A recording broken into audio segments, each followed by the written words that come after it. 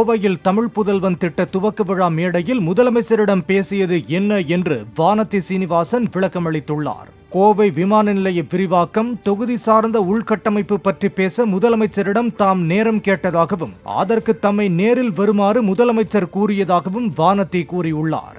தமிழ் புதல்வன் திட்டம் உண்மையாகவே நல்ல விஷயம்தான் என்றும் அதில் வழங்கப்படும் பணம் திசை மாறி போதைப் பொருளுக்கு செல்லக்கூடாது என்பதே தமது விருப்பம் என்றும் வானதி தெரிவித்துள்ளார்.